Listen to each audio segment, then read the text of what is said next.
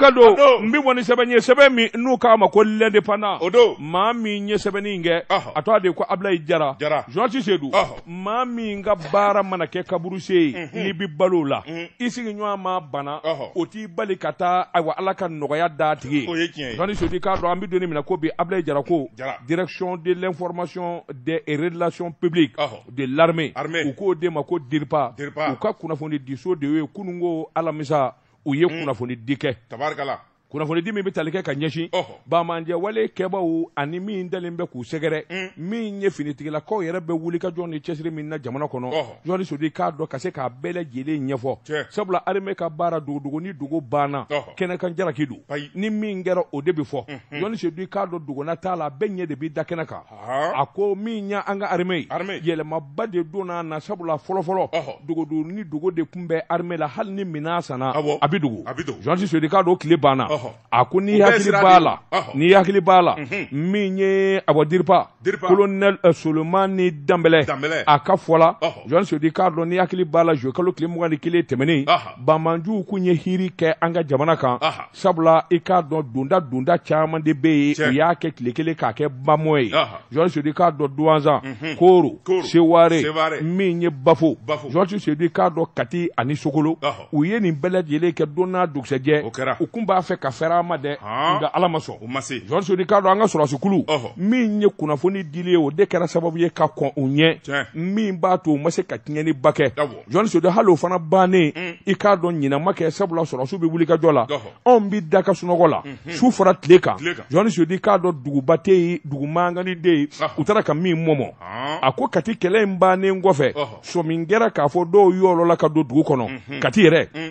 ni Bamako Jean Sodi Carlo shufara kilego bi muamonina sebenekala ko yara do amaja sabula ikado minye abo bamanji ma binani ani shegiye o dara joli la sokolo o dongele minye nyono marai chetan bamanji la uyolu fana daji Jean Sodi ni yata kalaje ni wuli ka joni chesiri ma bi woro walma ma bi shegindu ko bi duru ni shegi Jean Sodi Carlo bele jele de fara ewa jamana chamanje bolo ani bodala sebenekala ko minye city no ye gawo marai ko seyna iba don awa firinga do fana kerai sebene kala ko ikadon keguya buluka ani kunafoni yere dibalia ani javan juguba de kumbe koina je jugu bulu fara mimbe nuka mako EIGS olu debe ko injula don soda ala mangishira ala ka hina anga chebina ni nifla oni turala kele titaningo don soda ikadon sabula ukumba fe katieni mimbolo da don soda ikadon ala majenai unana bi kaka mugu kunyavolo bole Jean Sodi Carlo jama fangele fana tarafiri dugu la donga sorosu nana jetemine kaye kafo on biya dugu donde kama olu ni kine kama Jean Sodi Carlo ye ka to bulu ninga soro ka ta dugu kono minu mbi dugu kono uyolu susu Jean Sodi Carlo ka soro ka laba kana ka kono minu mbi kulu fana susu chebi saba ni wolovla ko dajira orobe minu nyanama minena dando fana na sebri kala ko tesiti kele obi sebe tarikila onga sika ko ninde mina Jean Sodi Carlo tesiti awa mangai bele jele ba do java ba jukoro sabula labe minu ngungera ani shoni minu ngera kunafoni dibalia kunafoni sorobalia awa nyema so ani sorasukulu ni nyanje ode nana ni gela bayi sebene kala ko sabula minye swamingera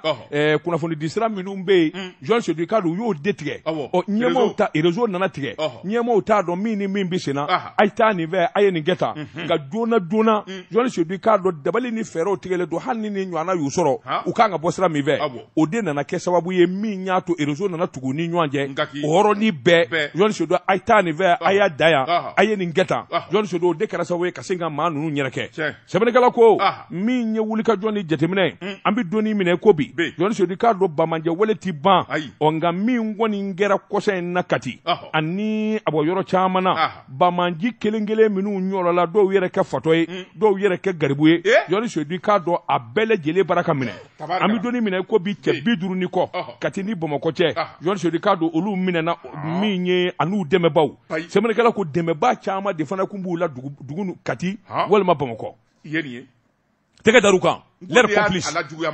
mais ni ñu anati sans ni complicité ala o modo de ban se ko munu bi nunu fene de mais bien sûr ne ko lube mune ko di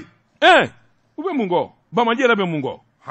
Jonti Jedu semanikala ko i ka dɔn Ala ka ɲumanya i ka dɔn a ti ban min ye nin wuli ka jɔn ni nin jateminɛ ye bamanji kɔni bo kɛnɛ kɔni b'o sari i kana siga sabula min ye nin wuli ka jɔn o tile 2 yɛrɛ bɛɛ minankura minnu nana o wasara Jonti Jedu ka dɔn nin avion belebelebaw min ye Casa CN295 o tuna Bamakɔ Jonti Jedu ka dɔn o ye avion laban ye min bloqué kun do Espagne jamana na a bi waati janbɔ an ka faamaw nana wuli ka jɔ kɛ ka a wagabɛ ka bɔ tubabu tigɛ hélicoptère 2 min ye awa 1000 mi 24P mi 24P MIL MIB Jonti Jedu nunu bɛɛ lajɛlen nana jamana don ɲa ye sɛbɛnnikɛla ko min ye bamanjuw ka jɛrɛjɛkulu ɲɛmɔw ye o hamina Sukhoi b'a la Sukhoi ye mun ye Sukhoi 25 o ye mun ye SU 25 o ye MiG komi e ye wo ye i bɛ plateau ka sɔrɔsi fugula b'i kun la i yɛrɛ tɛna kɛ i ye sɔrɔsi i tɛna a ɲɛ dɔn sa a ɲɛfɔ n ye kɛ n yɛrɛ kɛ mɛ lieutenant ye sa Jonti Jedu i ko o Sukhoi a b'a la Sukhoi voilà o de man ɲi sɛbɛnnikɛla ko a ko nin damanda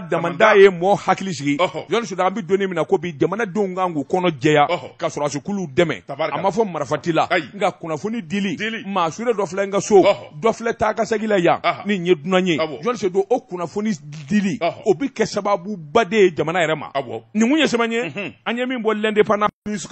MINUSMA e ko fɛn min y'a bɛɛ lajɛlen u gɛnni dayɛlɛlen tɛ wa sabula fɛn min ye MONUSCO ye o ye Kongokaw ka jɛkulu min bɛ n'o bɛ Nations Unies tɔgɔ la k'u taalen bɛ bɛɛ ɲini yenkaw wulilen b'u nɔfɛ fɛn min ye kuma caman ye o b'u nɔfɛ sɛbɛnnikɛla ko waati laban in na fɛn min ye MONUSCO ye u ni Kongokaw karila ɲɔgɔn na dugu min bɛ n'o ye Kongo Kinshasa ye wulikajɔ caman kɛra ye u ka daga yɛrɛ dɛ ka taa dakolonji k'a filenkolonji k'a minɛ bɛɛ lajɛlen cɛ ka bɔ sɛbɛnnikɛla ko a ko n'i y'a ta k'a lajɛ jɛkulu min bɛ n'o ye Kongo jɛkulu ye n'o ye M23 ye sɛbɛnnikɛla ko o de bɛ ka wuli ka jɔ kura kɛ sisan fɛn min ye Kongo ye ni ka guerre kura daminɛ san 20 Kongokaw bɛ kɛlɛ la kɛlɛ yɛrɛ de nege bɔr'u la se u b'a fɔ u ka jamana a ɲɛtaa ka sabati u jo nka fɛn min ye janfajugu ye dannajuguya ani fɛn min ye jijukɔrɔsaya ye MONUSCO ale de b'o la Kongo o kɛlen bɛ sababu ye Nations Unies ni ka mangoya Kongo kadenw ɲɛ u ko fɛn min ye taa kana taa la Nations Unies a ka sɔrɔsi minnu bɛ yen n'o ye MONUSCO ye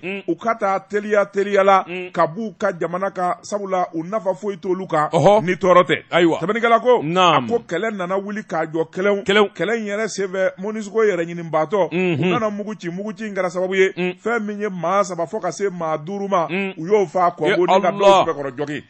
Mali ta ɲɔgɔnna tɛ yan o do kɛ u ye min kɛ Gawo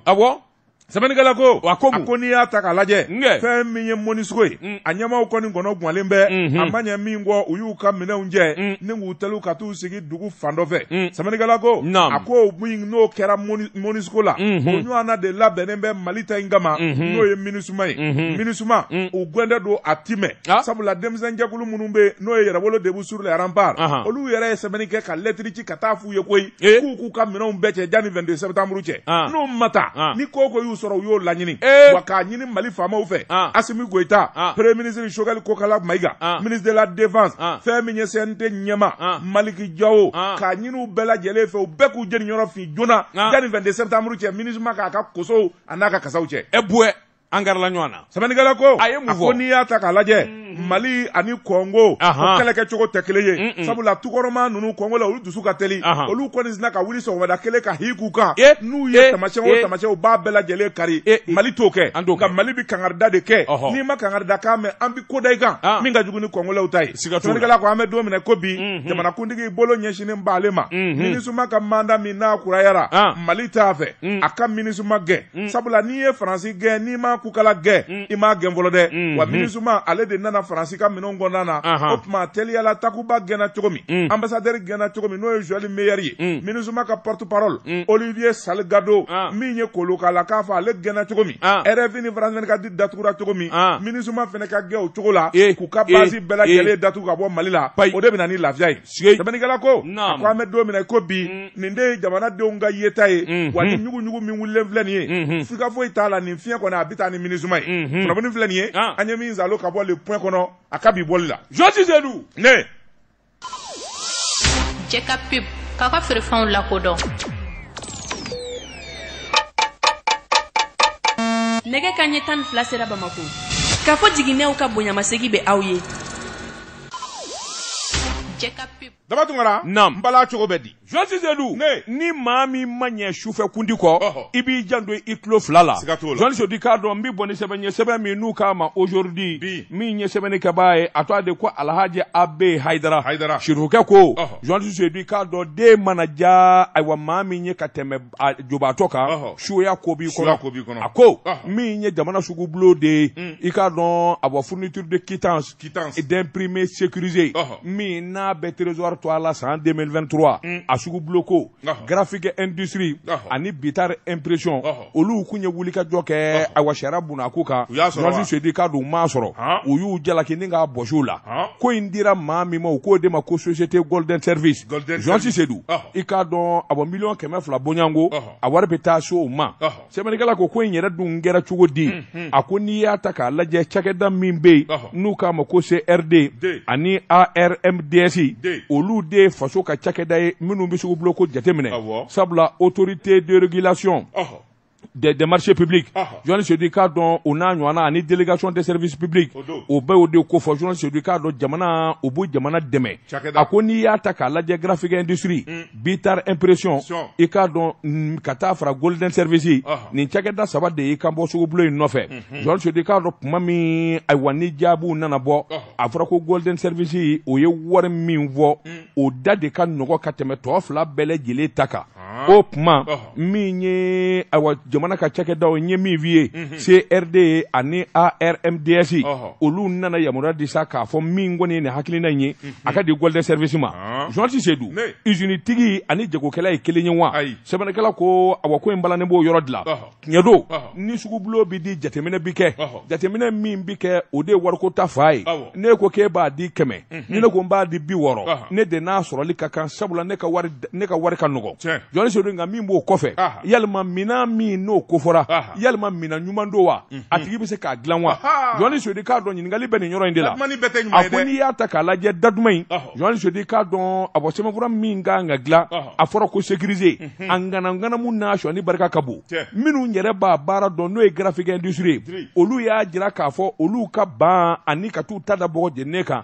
kun min b'a la dɔnnen don sabula nin ɲɔgɔn fɛ n'i ma ɲɛ a dilanli kɔ fo k'a sɔrɔ a dilan mina de b'i bolo n'o ye usine ye kelen papier min kan ka don a la Jean Cizedou o yɛrɛ sɔrɔli k'a dilan k'a labɛn i bɛ kalo wɛrɛ k'a la nakura bɛ sɔ bɔda dɔn Golden Service kɔni n'olu tɛ jagokɛlaw de ya wala usine tigi dɔnnen tɛ wa usine tigi u dɔnnen don wala problème nin dɔrɔn de ye graphique industrie alu tumu ta wala bitar impression olu fila de ye usine tigi mais c'est ça soyons sérieux dans ce pays Jean Cizedou i k'a dɔn e yɛrɛ k'a jateminɛ min ye graphique industrie olu ko b'a kɛ 700,000 ni kɔ bitari fana n'o man ca Jean Cizedou i k'a dɔn nin k'a b'a kɛ 200,000 200,000 mina Jean Cizedou yalima mina ɲuman don wa u cɛ ka jan ɲɔgɔn na ça veut dire qu'il y a anguille sous roche mais non mais c'est ça le problème dans ce pays c'est pas clair bon ni nin tilala sisan min ye professionnel ye o b'a la san jama bitari de kun t'a kɛ kɔrɔlen Bitar ni graphique industrie disons Tomota oui allez de kumba kɛ allez de baké il a parlé de combien de millions Madon 700 et quelques millions voilà ni nana hala klanjete faut clander 200 millions c'est du faux bon et regarde mais on ga jamana ma kala no ngoni ne ma do bita romi est-ce que c'est sécurisé est-ce que c'est de la qualité est-ce que abina dia di wati là c'est ça le problème journaliste c'est nous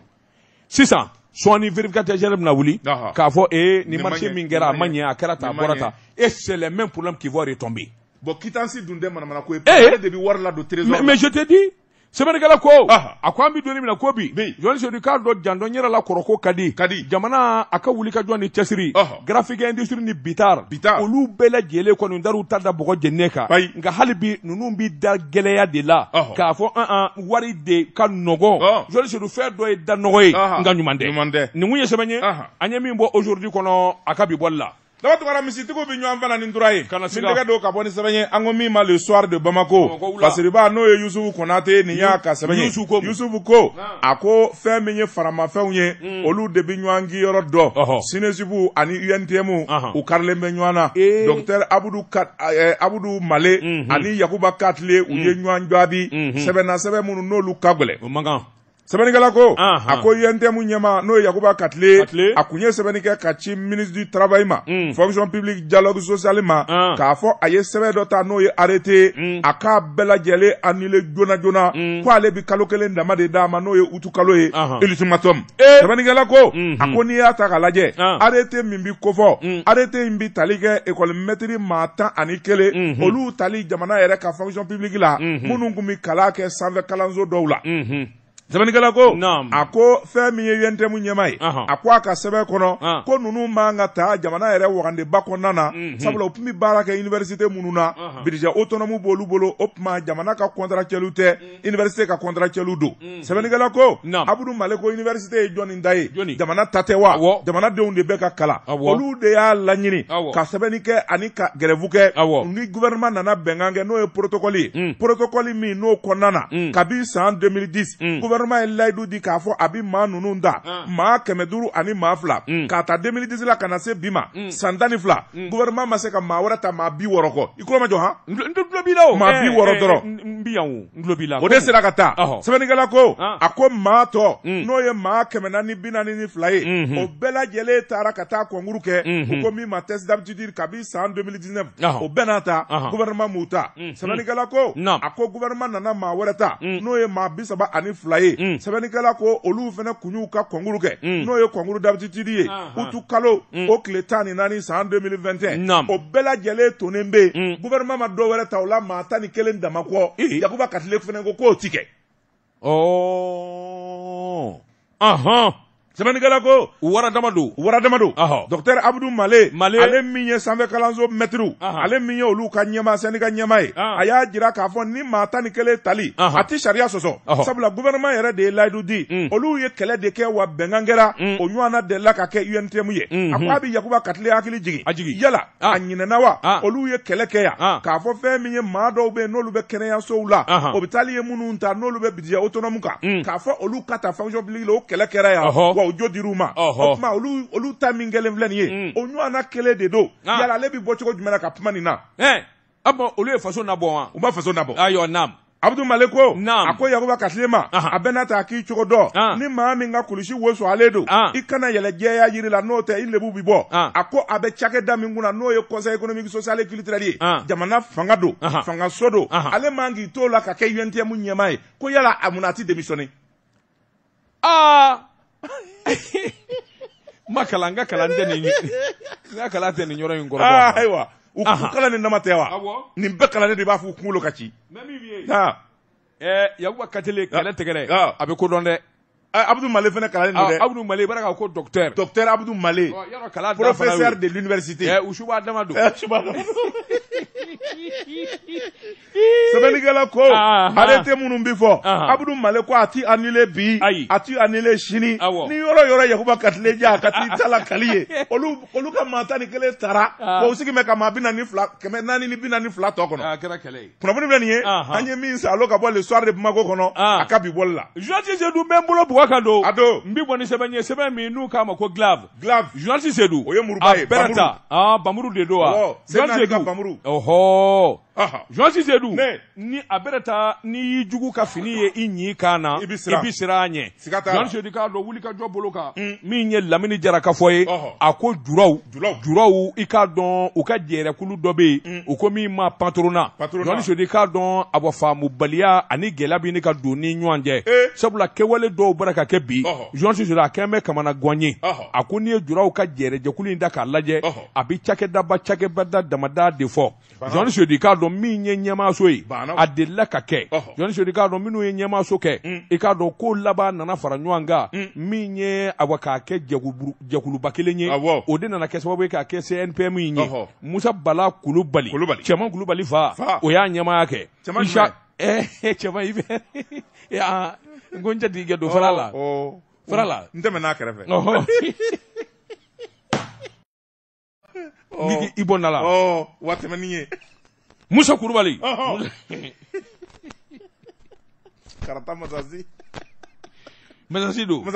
Masasiw ti fili ayi u bɛ se ka ko bi échapper de mais ça revient toujours n'i ye n ka maa dɔgɔya n b'i ta dɔgɔya dɛ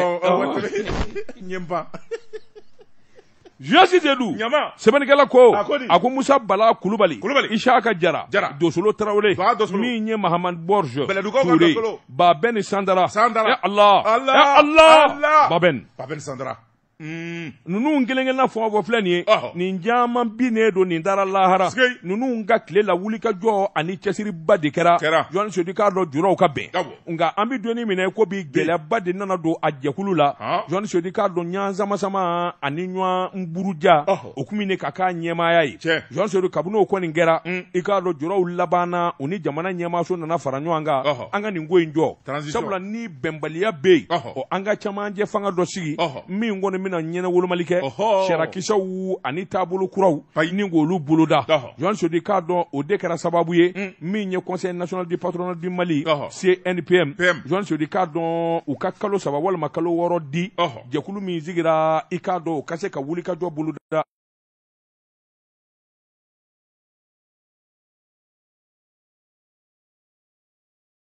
gɛlɛyaw bɛ ban i k'a dɔn a ɲɛmaaya a dira jugaramɛkɛ ma Soya Golfa Jɔn Sodi k'a dɔn ayiwa kabini avril kalo tile 2 san 2022 biro kura in sigira cɛkɔrɔba kɔni bɛ wuli ka jɔ la nka kɔsa in na sa kɛwale minnu bara ka kɛ ani awa taama minnu bara ka kɛ bɛɛ lajɛlen kamana ganna yalima Soya Golfa ka biro yalima a yɛrɛ hakili bɛ tuguni min ye maakɔrɔ 2 in ye wa minnu kun bi kɛlɛ la ɲɛmaaya in nɔfɛ yalima u t'a fɛ k'u 2 bɛ den nin bɔ a la wa awo duna fɔra jati ko misi pa biriba